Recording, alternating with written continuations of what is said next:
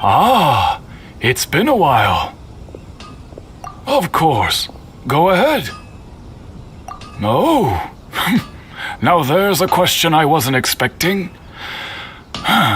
Very well. I'll tell you what I know once more. The once renowned Raiden Gokuden, comprised of 5 branches. Amenoma, Futsu, Ishin, Hyakume, and Senju. The art of forging practiced by these 5 clans was first taught to them personally by the almighty Shogun. Over time, the 5 branches diverged from one another as generations of bladesmiths honed and perfected their craft until they became 5 distinct traditions. Most of the great swordsmith clans of old have since fallen into decline, and for a long time, only the Amenoma branch kept its art alive. But fortunately, Kaedehara Kazuha recently returned to Inazuma and took up the mantle of the Ishin art. Now, 2 clans remain of the original Gokuden 5. If my memory serves me right, you yourself were present when he forged the Ishin blade. Oh yeah, we were! Paimon remembers that now. We learned a bit about the decline of the Raiden Gokuden then too.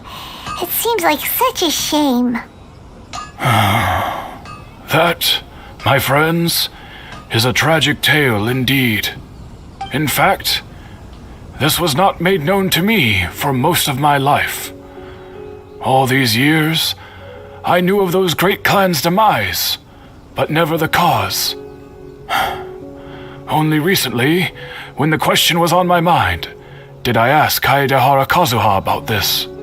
He told me that, as we are both heirs to a branch of the Raiden Gokuden, it was right that I should know the truth. There is no harm in telling you, but I must warn you. It is a dark and sorrowful tale.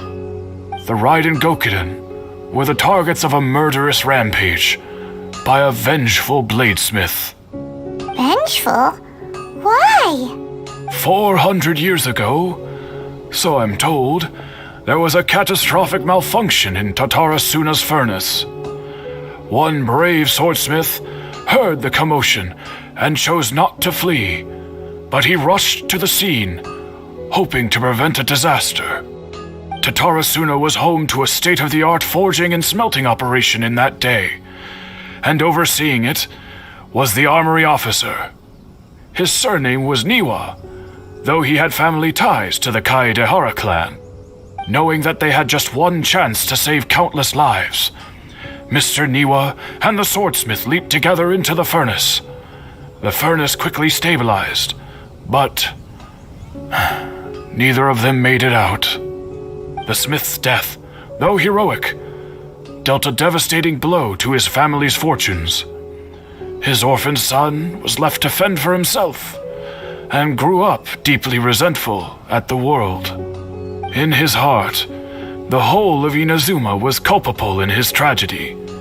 He hated the almighty Shogun for her apparent indifference towards his father's death, and he hated everyone who had done nothing to try and save him.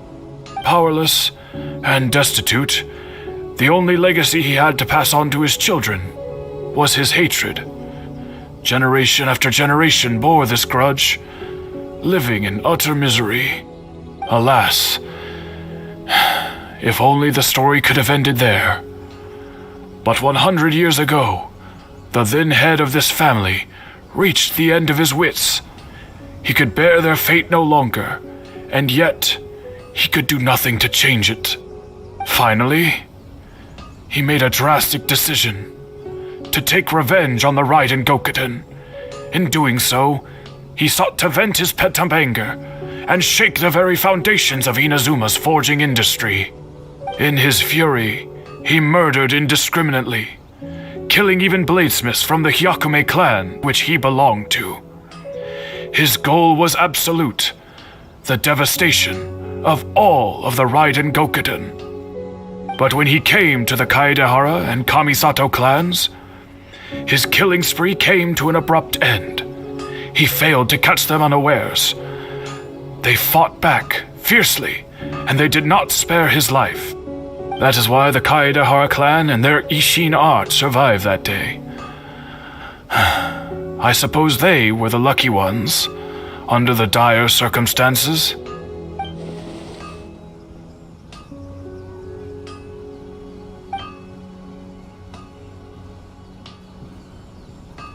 Was there anything else you wanted to ask? Kazuha? Why, yes. Just yesterday, in fact. We spoke for a while over some tea.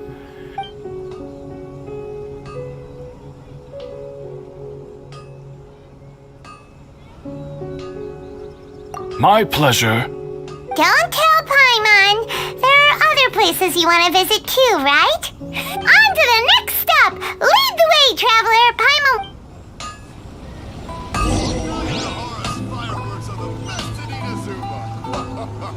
Okay. How can I improve my culinary?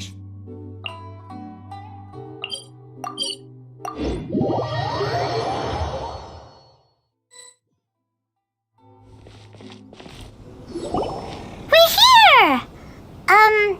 This is the Yashiro Commission's headquarters, so... Traveler, it's been a while. If you're looking for the Commissioner and Miss Kamisato, I'm afraid your timing is unfortunate. They're not here right now. Are they out on business? The Commissioner is out on business, and Miss Kamisato is standing in for some meetings in the Commissioner's place. If it's urgent, you're welcome to wait inside until they get back. What do you think? Shall we go in? If it were anyone else, I couldn't allow it. But seeing as you're so close with the Commissioner and Miss Kamisato, I think it should be okay. We'll be heading in then. Thanks! Hello, dears. Is there something you want to say? Of course, traveler. Yes, I know who you are. Miss Kamisato has told me about you. What would you like to know? Oh, they're both very well indeed. Lately, Miss Kamisato has been rather busy attending all kinds of meetings and occasionally paying visits to some local organizations on the Commissioner's behalf. As for the Commissioner himself, well, you know, busy as ever. That much hasn't changed. Although he does seem to be in a rather good mood these days. So pretty much business as usual on the Yashiro Commission, huh? Very much so.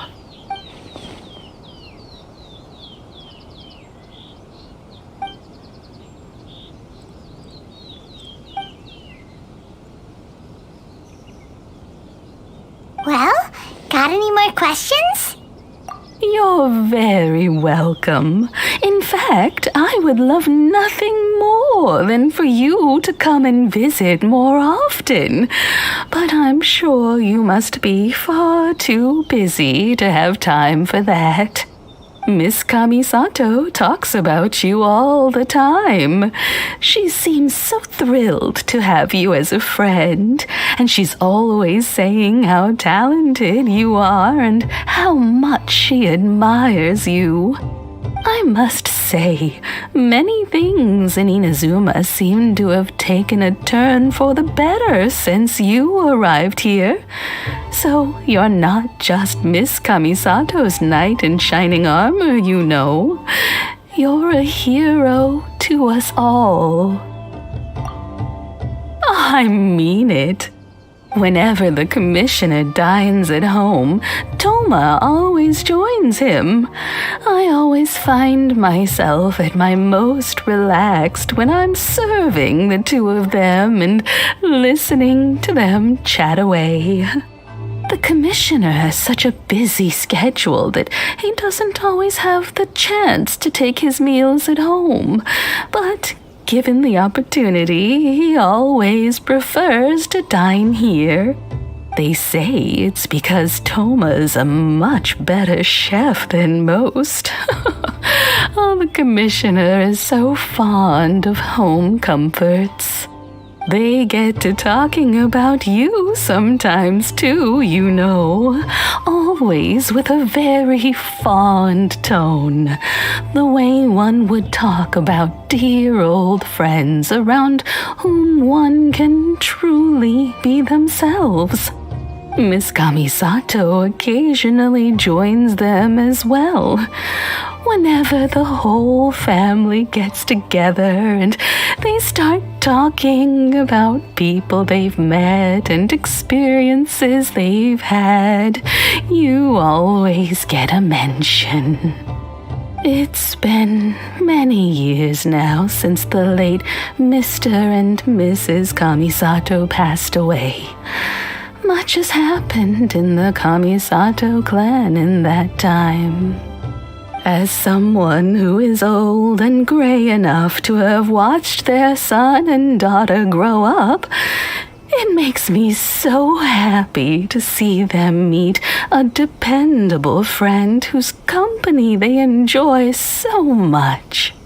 So, in the future, if you ever do have the time, please know you are always very welcome at the Yashiro Commission headquarters.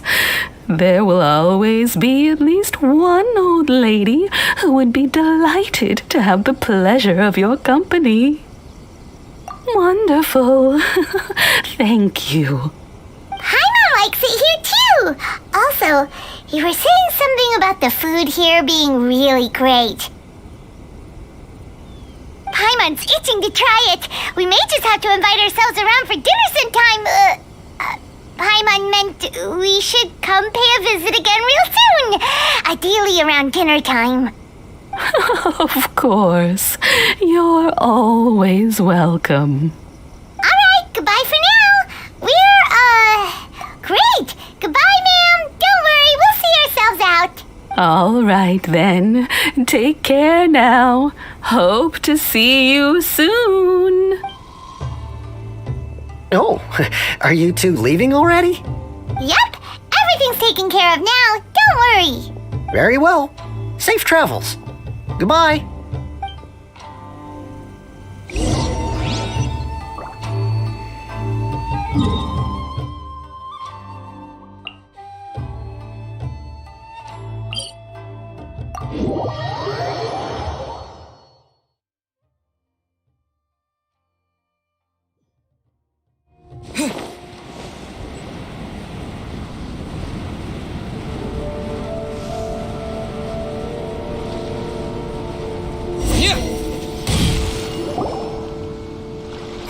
Do I have company? What kind of person comes to a place like this and just spaces out? Let's find out. Come on. Hey, I wasn't spacing out. I was pondering some problems. Sure you were. Your eyes were glazed over, dude. You were a million miles away.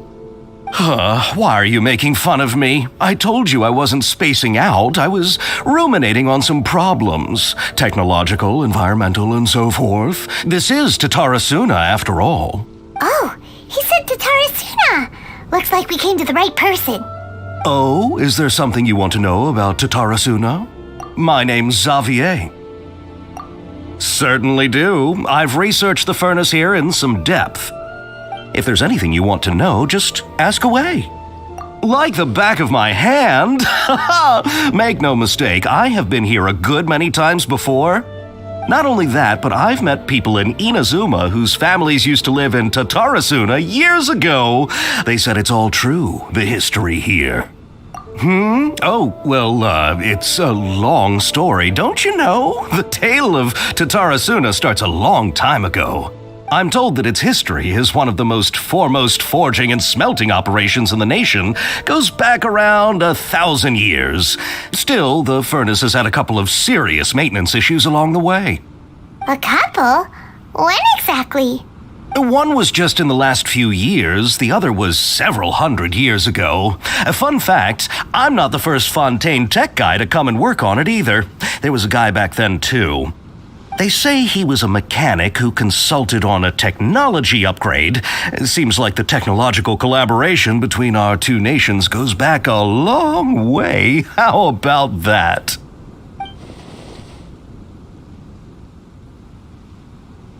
Hey, weren't you gonna ask Xavier something about Tatarasuna? Come on, ask already. Oh, I didn't realize you two were here for a history lesson.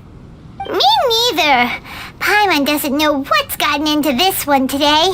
Feels like we've been preparing for a history exam or something.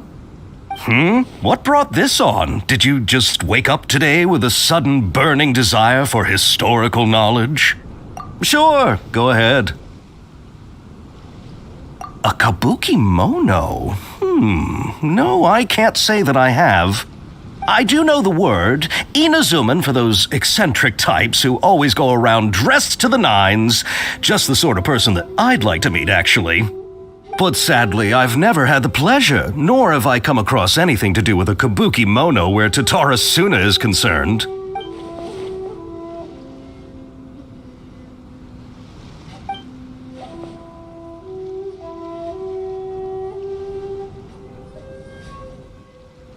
Of course! Don't mention it. Oh, we're leaving? Okay, bye, Xavier. Oh, you're most welcome. More than happy to help. Farewell. Looks like you got all the information you're looking for. Sure, but what's up with you today? Whatever it is, it seems like it's really troubling you. Keep your smile, Spinal Crocodile. No matter what happens, Paimon will always be there for you. Hey, don't mention it. Alright, let's head off and go meet Nahida.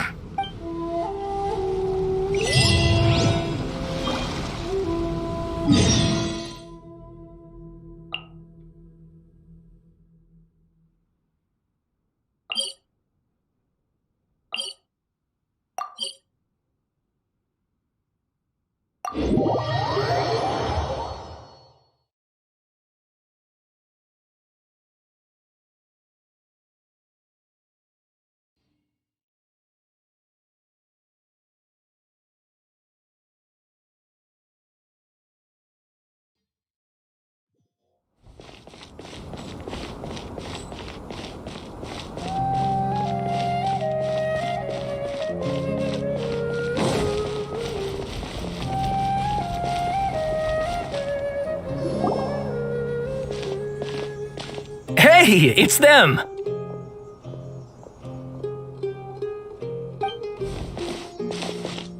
Akaba, Sawada, you're still here? Indeed we are. If you have a moment, we'd love for you to join us once more. We have time. What do you want to talk to us about? It's the same topic we discussed last time. Obviously. Still looking for more info about Tatarasuna, huh? Should we join them? Unfortunately, we haven't made any real progress. Huh?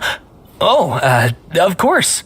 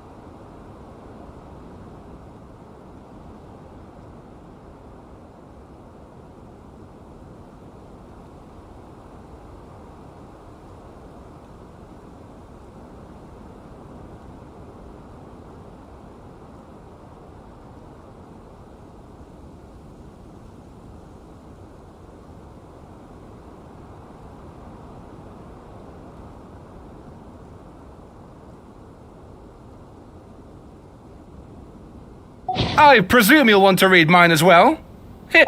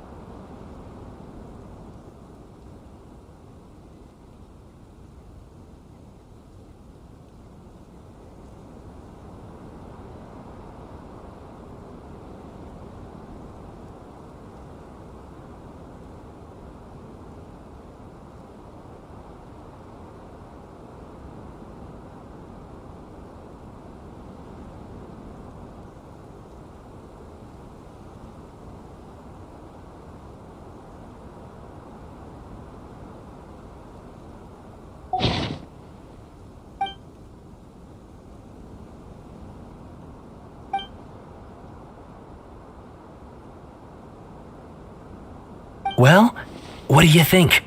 Hey, Traveler, remember how last time Akaba was saying how he wished he could gather more information about all this? Well, we just got back from Inazuma, so how about we tell them what we learned? What did you find out?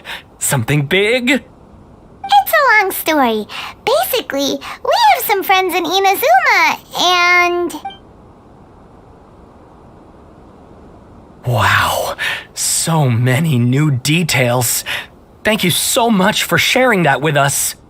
Well, well, so it all comes down to one man's desire for revenge. Huh. You heard this from a member of the Armanoma clan, you say? Then I guess it must be true. Ugh. So there's no ghost story here after all. This new information actually lends further credence to my hypothesis. Evidently, swordsmiths were seen as having an incredibly prestigious role in society those days, to the extent that harming them was conceived of, at least by the perpetrator, as a way of exacting revenge against those in power. Yes, okay, point taken, you were right. But that doesn't mean I can't carry on with my novel. And they're back at it. These guys are really into this. Oh, I'm so sorry. Look at us, prattling on about our projects and ignoring you. Thank you so much for the information. You're welcome. See ya. Keep us in the loop if you find out anything else. Will do.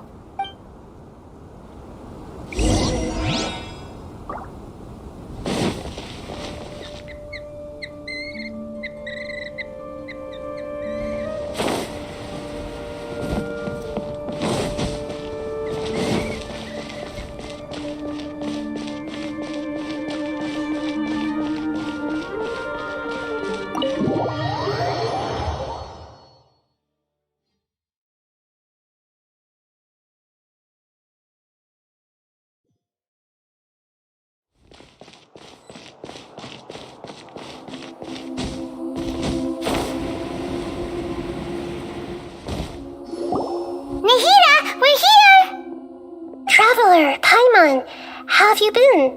Ugh, where to start? Paimon hasn't had a moment's rest this whole time. That night, we ended up chatting until suddenly the sun was up. And then he decided he wanted to go to Inazuma. The Balladeer? This sounds like some kind of code name.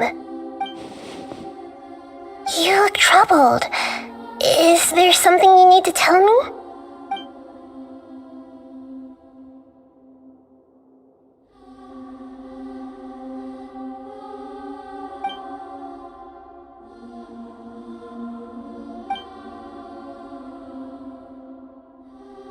Traveler?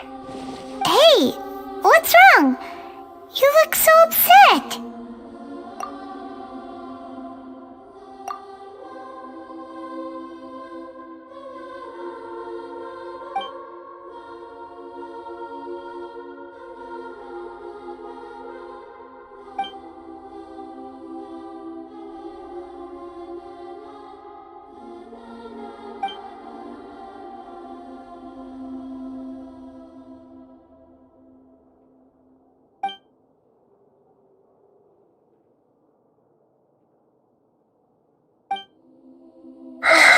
It's quite a story.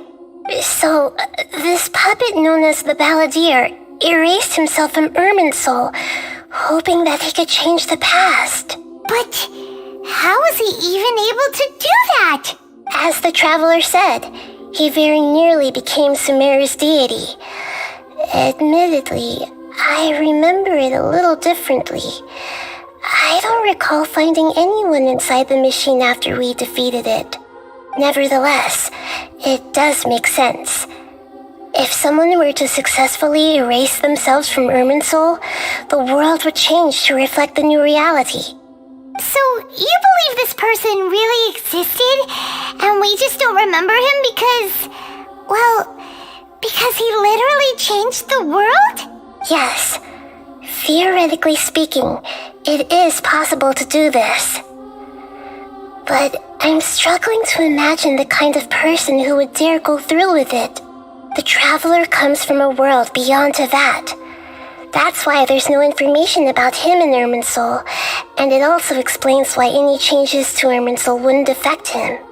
So if there's anyone in the world capable of retaining memories from a past that has been rewritten, it's you. It's quite incredible when you think about it.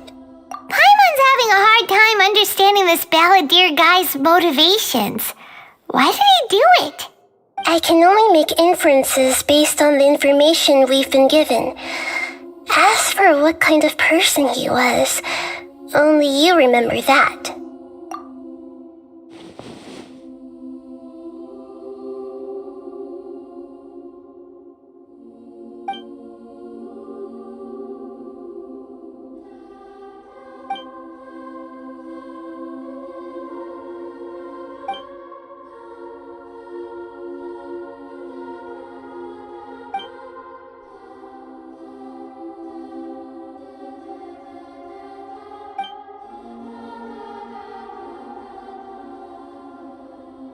Something else worrying you? Something that you can't share? It couldn't change the fate of the ones who had died, right? Once the Balladeer realized he hadn't been betrayed after all, it must have completely changed his view of the people of Tatarasuna. Now he saw them as friends again. He couldn't keep hating humans after that, and if he thought there was a chance he could save his old friends, it would be hard not to try. The story makes sense, every part of it. The Balladeer tried to achieve godhood with the doctor's help. He was unsuccessful, but retained the power to connect with Irminsul. That power then enabled him to chill and erase himself, even though he didn't have much strength left. Yeah, it does make sense, but it still ended in tragedy for his friends. It just feels so hopeless. He gave everything to do this, but it seems like he got nothing in return.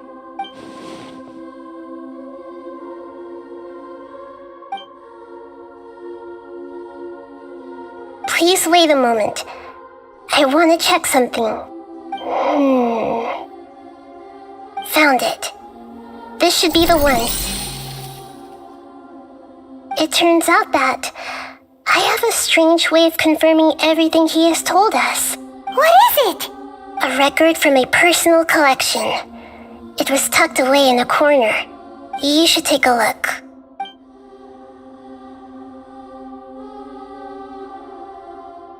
Is this a fairy tale? Who wrote it? I authored this record myself. Huh? You wrote a fairy tale that somehow has something to do with the Balladeer? When combined with the traveler's narrative, it's clear that this story is an allegory. Everything in it is a symbol for something else. Hold on. So this record survived from the past? Yes. Any information about the Balladeer or the Kabuki Mono and other records will have been changed. But I wrote this story in a way that means it was left intact. Changing the information in Irminsul changes to that. But Irminsul can't change information that was well hidden in advance. I guess I must have written this story as a backup before the balladeer entered Irminsul. That's incredible! What a great idea! And sending the traveler into Irminsul with the balladeer must have been a further precaution. I knew he'd remember everything. This story is abstract enough that it still resonates with the present information recorded in Irminsul. But if we connect all the different pieces together, the true story that emerges is the one he told us, the now erased life of the balladeer.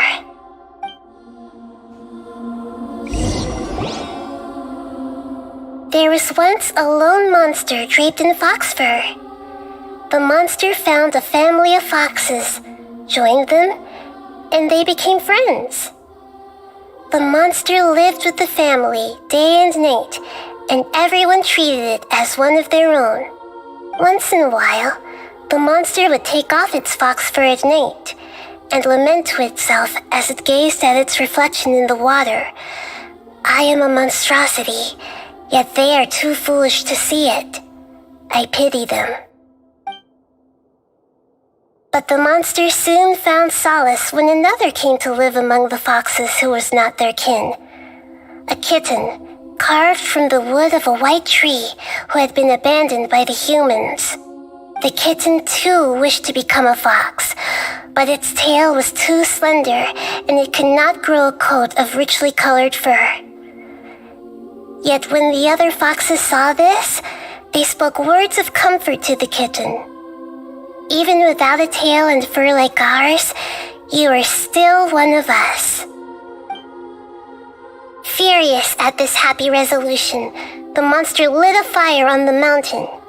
The terrified animals panicked as the fire spread. The only way to extinguish the flames was to make a sacrifice. A gray fox stood up and addressed the monster.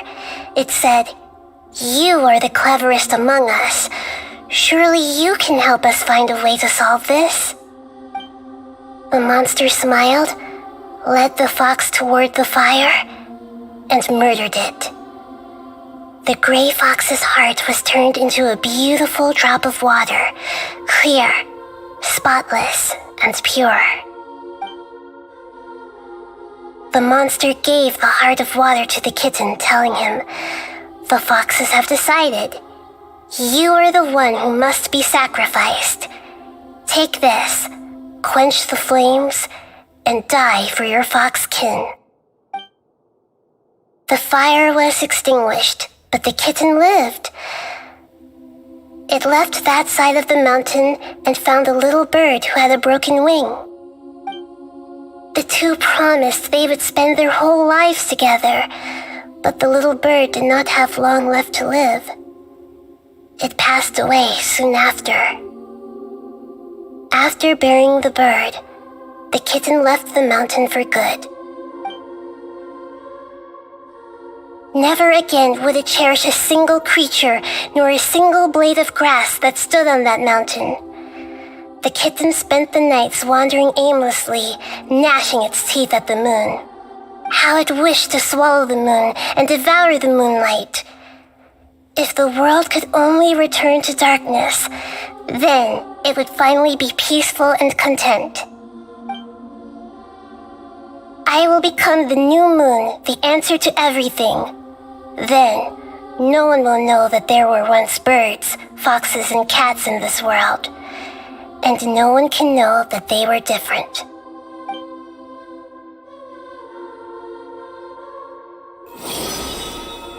We solved it! I remember now. This is not just the balladeer's story. It is his very own memories.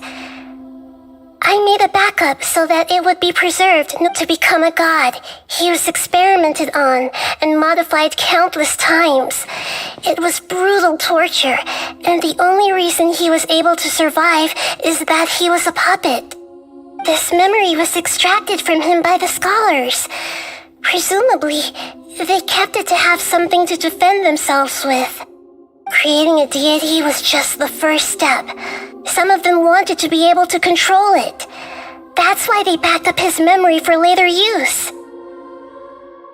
I buried it deep inside one of my own dreams, and then hid it inside an allegorical story so that it wouldn't be altered. It's hard to believe that this person really existed, let alone that he tried to get rid of us on more than one occasion. Paimon has no memory of him at all. The balladeer agreed to help me look for information about the Descenders, and although he was unsuccessful, he still helped you. Before he vanished, he confirmed an important detail, that Conria was where your twin first came into this world. We still don't know how the change to Irminsul will affect the senior ranks of the Fatui, but in all likelihood, they won't even remember their own Harbinger. It sounds like Paimon wouldn't like this guy a whole lot if he was still around. But still, Paimon doesn't like the way it all ended that much better. This is why wisdom alone cannot answer all our questions. We look, we see, and we comprehend, but the question still troubles us. So the answer is not everything. People yearn to find the truth and then conquer the troubles they face. When you give someone the truth, you give them a chance to choose their own destiny. To others looking on, this may seem like a pointless endeavor, but for him, the chance to act on his desire to disappear must have meant a lot. Never forget that even when we walk beneath dark clouds along a road filled with suffering, the light of wisdom is always there, guiding us toward a better destination. And that is what you have been doing all along. Yeah, Nahita's right. Cheer up. How about we go get something to eat? We can pick up this heavy conversation again later. Good idea. Paimon, why don't you take him out for a walk to clear his head? You got it! Come on, traveler! You need to get out of your head for a while. You'll feel much better after taking a walk. Let's go get a snack from one of the stalls in the Grand Bazaar! That'll be sure to lift our spirits.